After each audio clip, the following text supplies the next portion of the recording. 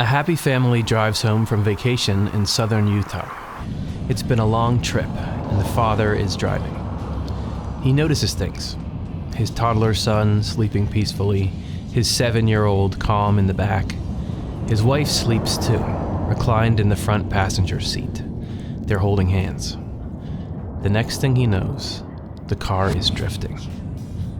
He must have fallen asleep, but he doesn't remember it. It couldn't have been more than a moment. He grips the wheel. He overcorrects, loses control. The car rolls over multiple times. Glass shatters, windows break, gravel is everywhere. It's chaos. He can hear his older son crying, but the other two make no sound. He realizes that they're dead. He loses consciousness. He awakens in a bubble of light. All is calm and peaceful. His wife is beside him, beautiful and serene. There's no grief in this place. He wonders if they're going to heaven. But then she speaks to him. "Jeff, you cannot be here. You have to go back."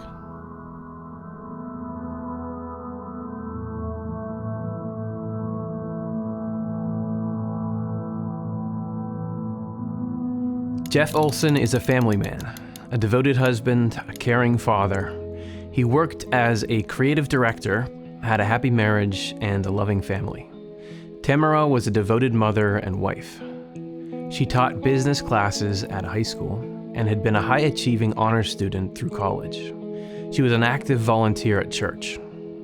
They had led a full life. Griffin was just 14 months old, brand new to the world. Spencer was 7. Up until the car accident, life was ordinary, pleasant. Now, everything would change.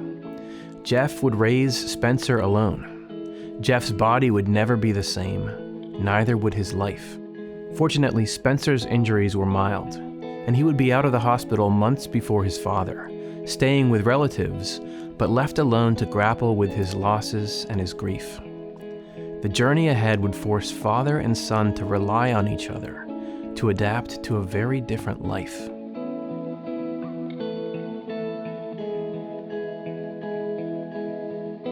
At the crash scene in 1997, Jeff Olsen briefly left his body. He floated above the accident and found himself encircled within a luminous bubble. His wife, Tamara, was with him. Jeff knew that she had died, but he felt no grief in the bubble. Only peace, tranquility, and love. He believed they were on their way to heaven. He made peace with it, but Tamara had other ideas. She told him that he had to go back. If he died too, their surviving son, Spencer, would be orphaned. He would have lost his entire family. He needed his dad. Jeff had a choice to make. He knew Tamara was right. He pulled her close and said goodbye. Immediately, he felt himself drifting away from her. Jeff found himself in the hospital, but he was still floating, still in the state of peace he had felt with Tamara. Weightless, free of pain, he moved blissfully through the halls, watching the people around him. He had only to glance at someone, and he would know their whole life story. Everything they'd felt, everything they'd experienced. He felt love and compassion, no judgment for each person, only a sense of profound oneness. Eventually, he came across a body that he felt no connection to. The patient was in terrible shape, and doctors were rushing around him. His legs were crushed, his abdomen was a mess, his right arm had nearly been torn off. Wait, I thought. Is that me? I recognized my own face now. I was horrified. I couldn't go back to that. Then I remembered what Tamara had said. I thought of Spencer. I couldn't leave him alone. Jeff knew he had to go back. He approached the gurney and let go. The change was immediate. He felt heavy, immense pain, and then waves and waves of guilt. Though in his spiritual state, he knew all was well, that his wife and son were in heaven at peace, but back in his physical body, a different reality engulfed him. This was not going to be easy. Jeff didn't realize it, but he wasn't alone. A woman, beautiful and serene, was floating above the patient's bed, and even seen by attending staff. Dr. Jeff O'Driscoll saw her and knew it was the man's wife. She smiled at me, as if she'd known me forever. I sensed her immense gratitude toward the doctors who were working to save her husband. She looked directly at me and back at her husband, then back at me. Her eyes were intent. "Did you see her too?" a nurse asked. I looked again. The patient's wife was gone. This spiritual connection between married partners has been observed in many cases, perhaps in most detail by the Swedish scientist and theologian Emanuel Swedenborg. Through an extensive set of spiritual experiences, he observed a special bond that couples who love each other deeply share that he called conjugal love, which is not at all broken by death.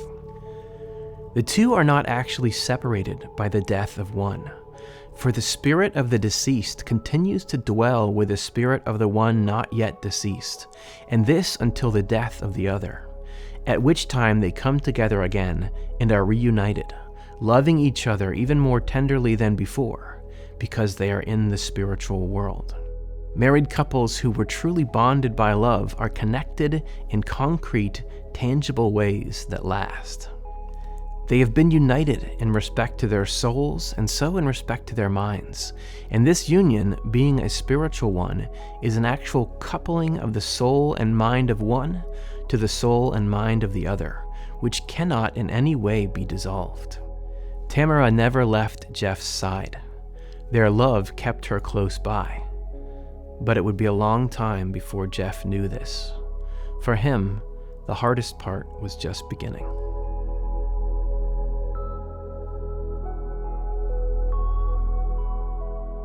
Jeff had suffered severe injuries. Both of his legs had been crushed in the accident. His back was broken.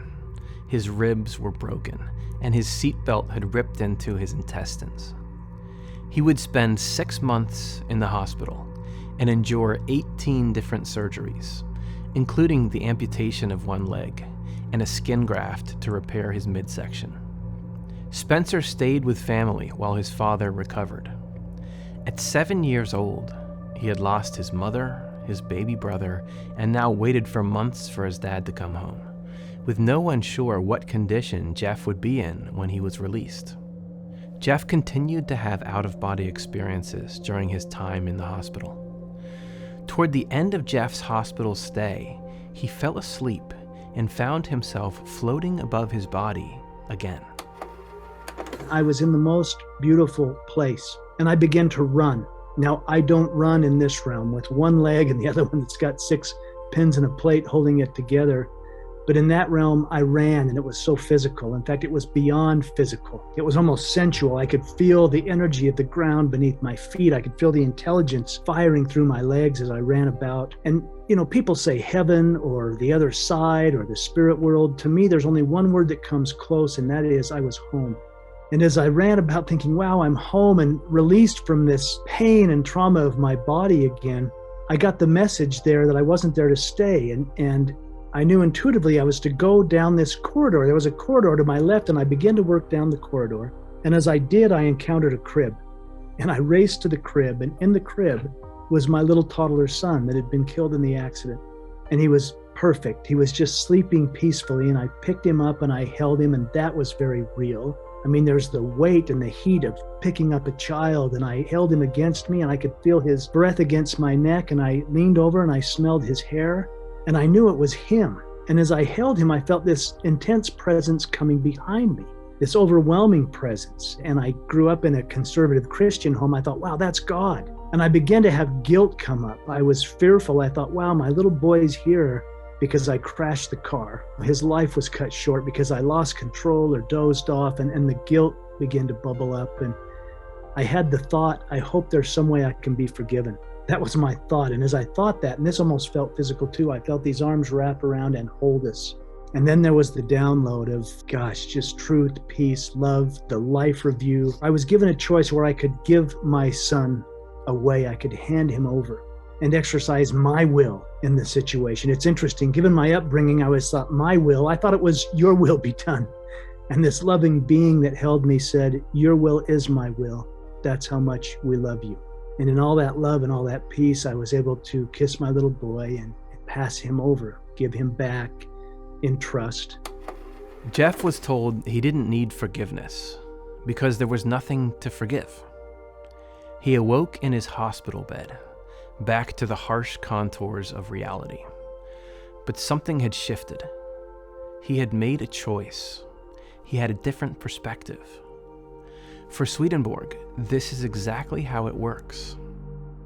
The Lord protects these two abilities, freedom and rationality, untouched within us, and as things that are sacred through the whole course of his divine providence. Without them, we could not be united to the Lord, and therefore could not be reformed and regenerated. This is why that loving being held Jeff and waited. What Jeff chose became genuinely his. Because a choice made under compulsion, Swedenborg said, does nothing for our souls. We cannot be compelled to believe what we do not believe, or to love what we do not love.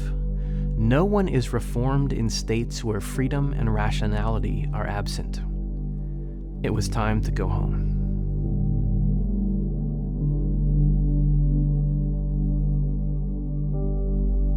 Jeff returned home soon after his second vision. He had lost a leg. He was in a wheelchair, not yet able to walk. He had stitches in his midsection. When he arrived home, getting out of the car and into the wheelchair took some time. He was anxious. How would Spencer receive him? What kind of dad would he be with all of his physical challenges? How would they cope with the grief? I was so worried about him accepting me, and he was watching as his uncles put me in the chair, and I began to navigate my way to the front door. It was a little electric wheelchair that I could drive, and he came running out of the house, and he ran toward me, but then he ran right past me, and I thought, I knew this was going to be hard. It's just that the colostomy bag and all this is too much for him to deal with. And I continued to navigate to the house. And when I turned the wheelchair, from the car to go up the ramp, I noticed what he had actually done is he'd run across the street and he was knocking on all the neighbors' doors. And he was saying, come out, my dad has made it home. Come see my dad. And he eventually did come and throw himself on my lap, which just about killed me because I still had all the sutures down my abdomen. And he threw his arms around my neck and I began to weep. And I said, it's going to take me a while to get better. And he was a Star Wars nut. He still is. But I said, they're going to get me a cool Darth Vader leg. I'm going to work really hard to get well. But I said, are you going to be okay with this? And he said something we still laugh about. Kids say the damnedest things. They do say. He said, Dad, if you were nothing but a puddle of blood, I would still love you. And I share this for a specific reason. I burst into tears and I held my son. And here's what I realized. Suddenly in a wheelchair, holding my surviving son, was no less divine than being in those other realms holding my son who had passed. Heaven was right here. There was nowhere to go. There was nothing to become. It was simply to be in that perfect moment, feeling the unconditional love of a child, which was every bit as powerful as the unconditional love I had felt from the divine. Jeff and Spencer relied on each other, but there were still times when Jeff felt overwhelmed by his grief. Their extended family was there for them, but they had suffered the same losses. Sometimes Jeff needed others to turn to, and fortunately, comfort came from unexpected sources. Dr. O'Driscoll, who had seen Tamara watching over Jeff when he arrived in the hospital, stayed in touch. He and Rachel, a nurse from Jeff's hospital stay, had told Jeff what they had seen, and he affirmed that the woman they witnessed sounded just like Tamara. Months after the accident, I was faced with the daunting task of unpacking our suitcases from the accident. They had been sitting untouched after being removed from our car. I didn't think I could bear seeing Tamara's things, unfolding all of Griffin's clothes. Just then, The phone rang. It was Dr. Jeff O'Driscoll. "Hey," he said. "I just wanted to check and make sure you were doing okay." I told him what I was doing, and Jeff stayed on the phone with me, talking me through the barrage of emotions that was hitting me. Jeff O'Driscoll continued to reach out. He always seemed to show up right when I was at my lowest points, a reminder that I was not alone. Each time, it seemed to confirm that we shared a divine connection. Jeff O'Driscoll showed up many times for Jeff Olsen, making a phone call at a vulnerable moment, dropping a book off that he thought Olsen would like just when Olsen most needed a lifeline, listening, supporting him, being a friend. Life after loss and trauma is difficult. Swedenborg understood that spiritual transformation isn't accomplished in a single moment, even a transcendent one.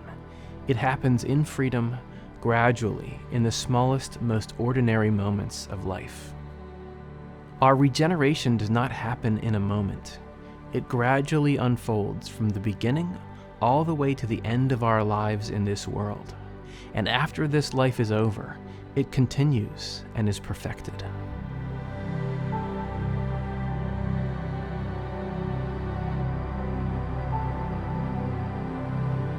Life continued to unfold for Jeff and his son Spencer. Tamara remained a presence in Jeff's life, a subtle influence sometimes, and more present at others. Spencer never had the same otherworldly experiences of his father, but his mom did come visit him in a dream when he was 14, telling him she loves him and is always with him, and that he should always do the best he can. He's happily married today, working as an electrician. Jeff and Spencer both speak about their experiences. Jeff has written 4 books. He speaks in conferences and workshops and shares his story to help others facing loss and grief. Father and son navigated the same hardships differently, one with divine visions, the other without, but both arrived at the same place. Love is what matters, and we are always free to choose love. Swedenborg wrote about true abiding love, the kind that only wants the best for the other. The essence of love is that what is ours should belong to someone else. Feeling the joy of someone else as joy within ourselves, that is loving. God's love is unconditional, and our freedom to choose our path is sacred. Jeff Olsen has spent his life proving both. For Jeff, God's love showed up unconditionally, in Tamara's arms, in Griffin's crib, in a book left on a porch or a phone call from a friend, in a son's hug, and Jeff chose freely what to do with it every day.